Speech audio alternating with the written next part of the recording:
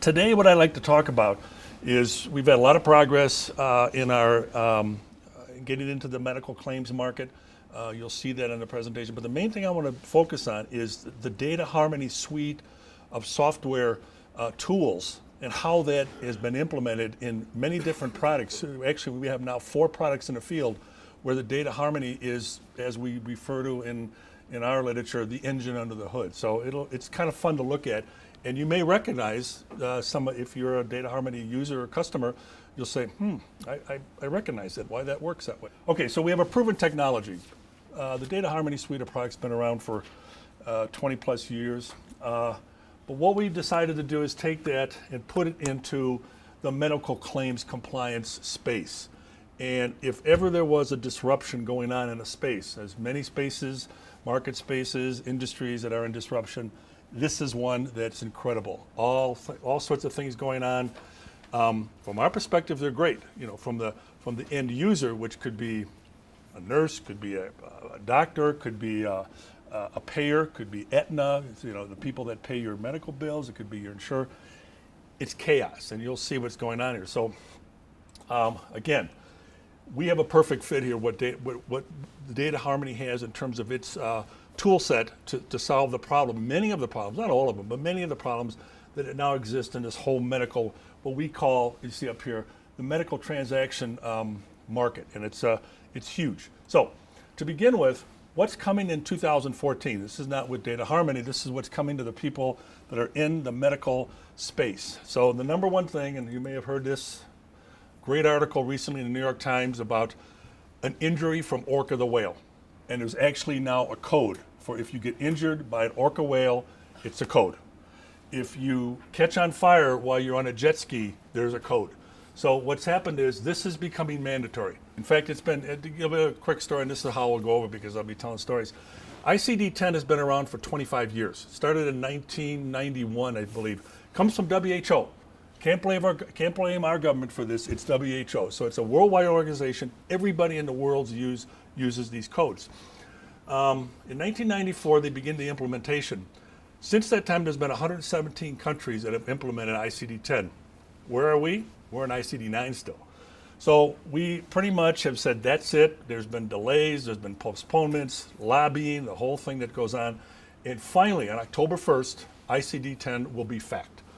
And there's it's not really a joke, it's actually a warning that they've got a reasonable transition period from 9 to 10. It's called 1 day. So on September 30th, you use 9 and you'll get paid for it. And on October 1st, you use 10 or you won't get paid. So it's pretty brutal. The other thing that's coming is because of the 2 codes, there's dual code mapping. In fact, some payers, Blue Cross Blue Shield, whatever the institution is that's paying the bills or reimbursing for the services, some are going to actually require dual mapping. Where did it come from? Where's it going? So this is not so much a government regulation, but it could be. It's going to be payers are going to require it, and this again is going to put a real burden to do dual coding on the provider. Meaningful use. Spend a little time on meaningful use. Doesn't tell you what it is, but meaningful use is, back in 2004, a law was passed, a federal law was passed, that we this country needed to have 100% compliance in electronic medical records, going from the written to the digital. And we're happy that happened because it makes our products work. But what happened is in 2004, they defunded it. So it just didn't happen. It's on the books that we need to have 100% electronic medical records in the marketplace, in the medical marketplace, but there was no teeth behind the law. So eventually what happened was we need this because it really is a safety issue. It's better, you get better quality care, you're going to have outcomes, you're going to understand outcomes. Because guess what, somebody comes into a doctor's office 10 years ago, and you know when you walk in there you see these file cabinets full of medical records, and that's where the initial engagement and the outcome sit. That's it. Nobody really knows what it started with and where it ended up. Sometimes it started with a patient coming in and ended up with death, but they don't even check that out. So the whole meaningful use was the conversion from written to digital. And so there's stages. And it's interesting because we're at 82% now compliance. Well, the reason that is money. The federal government decided that if you go from written to digital, we're going to pay you. So there's a whole bunch of different regulations behind that, but it's caused many practices to go from written to digital. So we're in stage 2 now, and there's a whole bunch of requirements. And you'll see that the data harmony package really helps meet those requirements. Because if you don't meet the requirements, you don't get your money. So it's pretty cut and dry there. So meaningful use always refers to the electronic digitization or the digitization of the written medical record. Form 1500, if you're in the business, you know what this is. You have to submit any Medicare or Medicaid claim has to be submitted on Form 1500. It changed fairly dramatically. So we actually have in one of the installations of the Data Harmony package software, it actually checks that. So, and it tells you what the different forms are to fill out. The next one is CPT. This is interesting. So CPT is run by the AMA. It's called current procedural terminology. This is procedure. You come in with an ingrown toenail. The procedure is, I don't know, cut it off or something, whatever. So what happens is you have to, in order to get paid for this, procedures have what they call value units. So this is run by the AMA, very profitable. PCS, which is, it's called Procedure Code System. Sorry about that, they come up with these new ones, which is part of ICD-10, which comes from WHO, but the PCS was put out by the government, CMS. It's called the Central Medical Service. So, competing. So, AMA is saying, well, you got to use this. The people paying said you can use that. So we got a yin and a yang going here. It's not good. So you've got to be able to look at both, and I'll show you in one of the installations that we have, it does that. And NPP, billing changes and authorization. Okay, NPP stands for non-physician provider. A little scary actually, but what happens is you're starting to get groups. I mean, a yoga instructor. It's a non-physician provider, and yoga is now sometimes being reimbursed for certain medical conditions. So there's a whole group coming in to the whole medical community, which are not physicians. They consider nurse practitioners, physicians' assistants, all the nurses. They consider those providers because they're licensed and it's a traditional kind of thing. But there's a whole group of people coming in which are not physicians that can get reimbursed. So there's a whole new billing charge for that, which you'll see what we can do with that. And then NCCI is what they call the National Correct Coding Initiatives. Do it right, So we actually have in one of our other installations, I'm thinking which one it is, might be Code a Note. I'm not sure who does it, but you can actually see if that complies to it's called the National Correct Coding Initiative. So they're trying to get things right, is what it is. And MUE. Now this is something that comes in one of our products where Data Harmony is the engine. It's called medically unlikely edits. Is it edits? Yeah. So in other words, what's the example we use? 3-year-old female comes in and gets her hysterectomy, and they'll say, doesn't happen, And you'll see a couple examples of that. When you actually do that, it's medically unlikely that would happen. Could happen, I guess, but it's so you want to check that, and they have a series of codes that you can check against. Again, this is the taxonomy. We all know what taxonomies are. We have the MAI Data Harmony engine, looking, comparing, and coming back with. Guess what? It's probably medically unlikely that should happen. So, I'll give you some examples there. So, the challenge I have, and I've got my notes here, is to see if I can relate some of the installations that we have with Data Harmony back to what those were. But and then the bad stuff that can happen if you don't do this. And this is pretty. You can get visited by the auditor. There's a group of companies out there. They're called recovery audit contractors. There's 12 of them in the country, and they get paid one way when they find fraud. Oh no, forget fraud. They find mistakes. So they are constantly looking. So our government pays 12 companies, and they have regions that they operate in. All they're looking for is mistakes. In other words, ingrown toenail, and you got paid for a heart stint. You know, again, that's going to get, you're going to get a visit from these guys. And if you ask any provider, what is their worst nightmare? What keeps them up at night? And it's the knock on the door. And the knock on the door is from the auditor. They don't want that. You know, so that's a bad thing. They're all bad. Delayed claim submissions. A lot of people don't realize it, but doctors, nurses, clinics, whatever, they're a business. They need to get paid. And if somebody comes and gets service from you, and then you submit the bill to somebody for them to pay so you can pay your employees, if you don't get paid by the one person, you get a cash flow problem. In fact, your employees check might bounce. So they have real businesses out there. So it's delayed claims is bad also. The other one is, I just mentioned, cash flow. Can really cramp cash flow. You're going to see the whole part about reworking claims is huge. So that whole issue becomes front and center if you don't have a good system to somehow monitor what you're submitting in terms of your claim. So you know you got the coders, indexes, whatever you want to call them, doing double work. Dual coding, that's part of the learning cycle, and if you don't get it early on October 5th or December 1st of this year, you're going to really be in a panic, because if you have not learned that, you're going to really be behind. In fact, I don't know if you know this, but right now there's about 22,000 codes, 23, 25, depends on which newspaper you read. But the new coding system is 155,000. So it's no small leap, and I'll show you an example of why that's happened. But this is not like we have a new taxonomy and it went from 25 to 30,000. It went from 25,000 to 155,000 codes, and you can now see why a lot of the lobby groups have put this off for 20 years.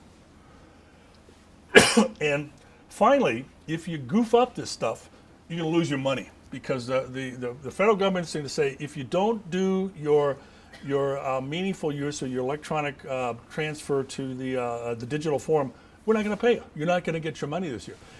And it's significant money for a small single doc practice or provider practice. It's about $40,000 a year, and it goes up the more docs you have or the more providers you have. So it can be a significant amount of money. If you don't do it right, they're just not going to send you the check. So hurts them. So practice management. There's a whole process in that. It's not a whole lot different than businesses, but you know, all the different things that go on around practice management. In managing your practice, person comes in, person goes out, they get scheduled, they get prescriptions, all this kind of stuff. All that needs to be managed. So there's a process. Pretty much starts with, you know, you got the billing process. You got to have the physician's credentials. You got ICD-9 stuff. You got to capture all the data. You got patient registration. You know, all these things happen within a practice.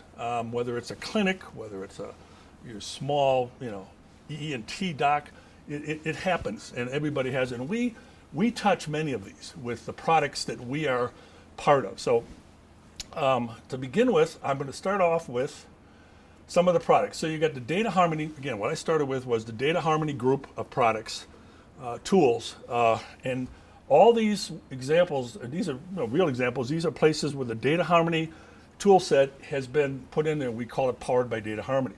So the very first one we had is called CodaNote, and you'll see some examples of that. Again, it's an instantly codes provider notes. These are the bylines from these. You got to remember, we're the engine under the hood.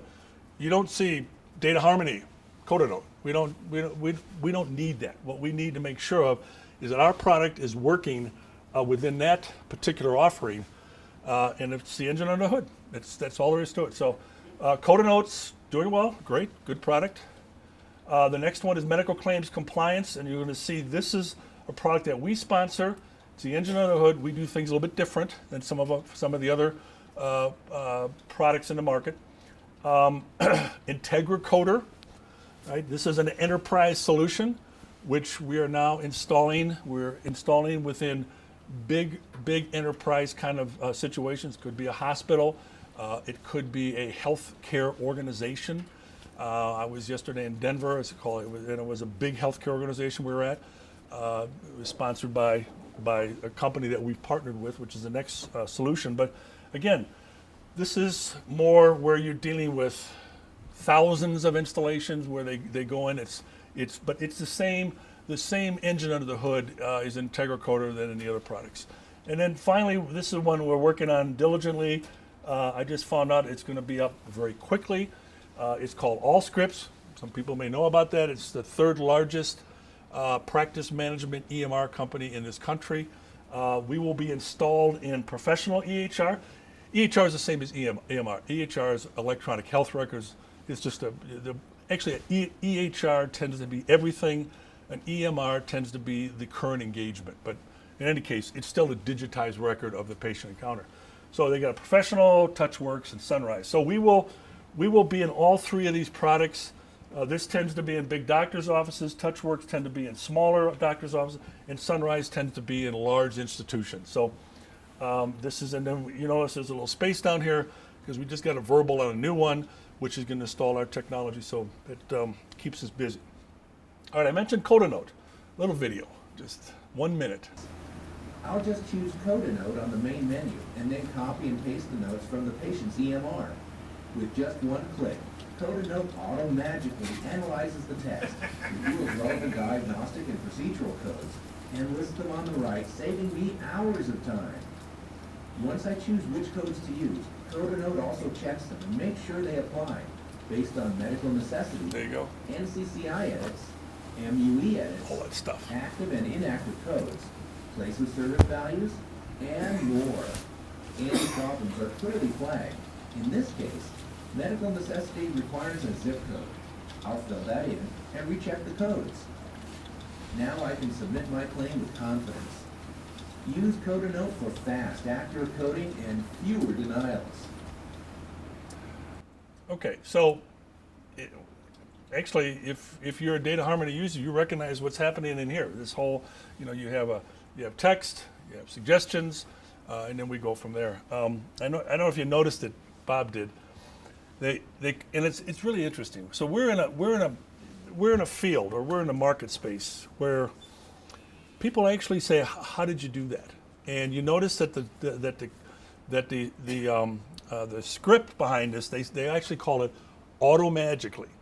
They actually think that, they don't think it, but they're amazed that it can do this. It can come up with relevant suggestions from text, which is really not controlled. It's a patient encounter. So I was at a meeting yesterday, and a guy actually used the word. He said, "That looks like magic." And I said, "No, we come from an industry which is, we have taxonomy, we have retrieval, we have rules, we have semantics and all that kind of stuff, and it's a blank stare from them. They just don't. It doesn't register. But the good news is, it works. That's the main thing. So, and I'm running short on time, but I'm just going to go through and show you some examples of some of the installations we have. So, in fact, you go back here. One of the things that I mentioned is, so you have all your suggestions of what you should have in terms of the possible diagnosis. You can also see up here CPT, which is a procedure, and you got HCPCS, which is a service, and you can click on that and get the suggestions. But what you're seeing now is some of the things I talked about: the 1500 claim form, the NCCI edit. These are things that are required, and it can do it because you selected the correct code. So in other words, when you do select that code, and you go back here and select that code down here, it will scrub it. So what happens then is you're getting the check, medical necessities I mentioned, and as you then change this part of it, it will begin to, I used this word the other day, it actually begins to cure the whole process, because as you get closer into this, you start to get issues which are saying, no issue, that's fine. Still have some problems there, so what you have to do is you have to then go on, got two more, and you keep adjusting until you get to the point that says, there's no general issues. This is acceptable to submit those two codes, and you're not going to get bounced. So again, we've covered a lot of ground in terms of those requirements that are coming down the pipe. So It's a neat service on this particular product. This is the medical claims compliance, which I mentioned. This is also the engine on the hood. Same thing that goes on in terms of text, suggestions. Now, there's a rule. The medical, what I said, the MU2 stage, the medical necessity, not medical meaningful use initiative stage 2. One of the requirements, and I'm reading this, 17 requirements to meet the conditions for meaningful use stage 2. Number 13 reads, use certified EHR to identify patient-specific educational resources. Okay, so now what we've done is we've taken the particular diagnosis and we put a little icon on here. So when you click on that icon, what comes up is it comes up with chest pain. So this is for a patient. It's relatively simple, but it gives them links and all of the information about their particular diagnosis. So this is meaningful use, and you need to have it. Good news is we partnered with Medline Plus Connect. Hey, it's Medline, and it's good. So I'll give you an example here of what goes on. I mean, this is the chest pain one, but it's for the use of. I mean, they must think we're stupid, but I mean, other than get the guy with the heart pain. Is his heart in the right place? Yeah. So, and this thing goes on and on and on. It really is. It's excellent. So what'll happen is during an encounter, one of the requirements now is to say to the patient, this is what you have. You have whatever it is. I think this particular one, go one step further. I think this guy had angina or something, or whatever it is. So you need to do this, and you need to learn more about it. And God knows I'm not going to tell you, which is the doctor talking, because they got to get to the next patient, and their time is limited because they're not getting paid as much, and they're seeing more people. That's kind of good and bad. So this will be able to be forwarded, that link, to the patient. One of the things that HIPAA's done now is they've allowed an exchange in terms of, I wouldn't call it emails, but links. In other words, a provider's office can send a link to this. Now, they don't have a computer, which, but they can print this out. So this again is the meaningful use for compliance. The next thing that we do in the medical claims compliance is we keep track of what's going on within not only the suggestions, the selections, I'm going to jump forward here, but also the added diagnoses. So what you get in this particular page is you can find out, and this is real time.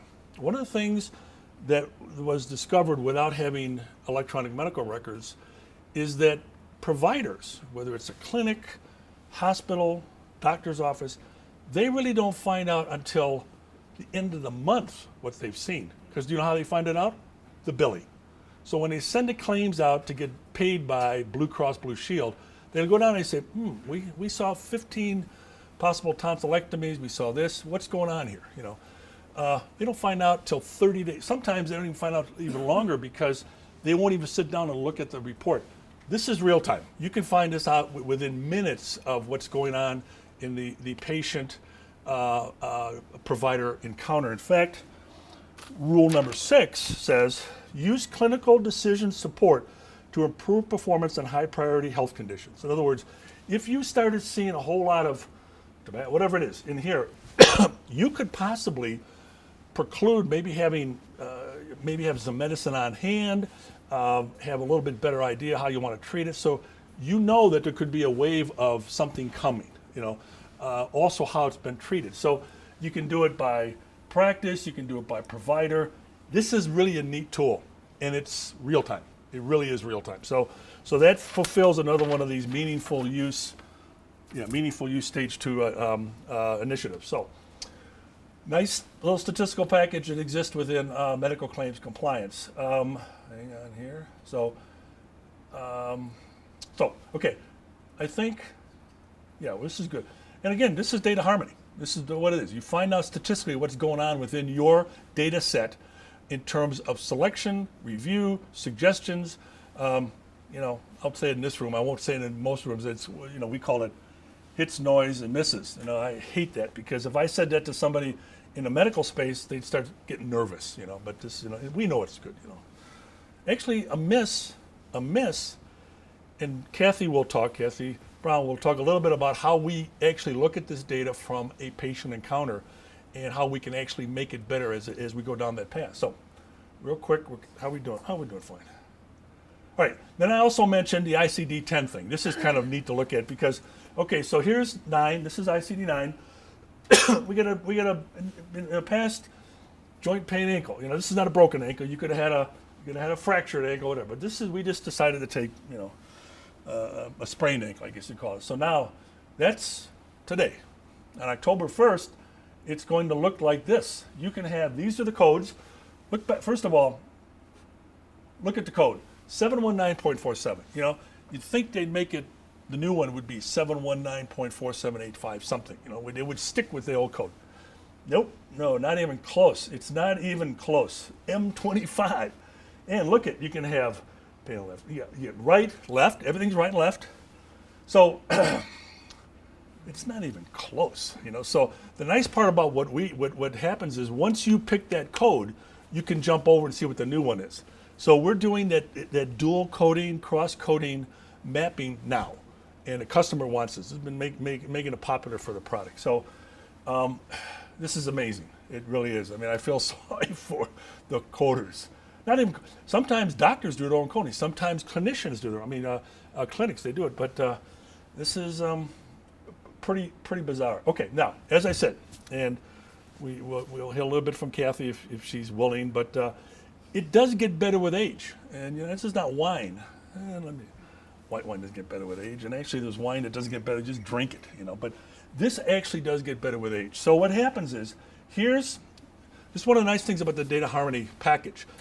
Is that you can see what was looked at, and we get this from every single patient encounter that's being run through the different systems that we're installed on. So here's one patient, 68-year-old, and this thing goes way out there. So this is not we didn't make it sort of rapid. This is just a raw data feed, which we love. Now, Kathy, explain kind of what we have here, if you can. Well, the little terms there, those are the suggestions. Yeah. You can come up here if you want. I'm fine. Okay. The terms are the suggestions, and then down underneath there, did they make any selections? We'll get into that. Okay, we'll get to the next slide. Those are the suggestions. That's your MAI right there. Right. So in here, what is this telling us in here? That's just all the different.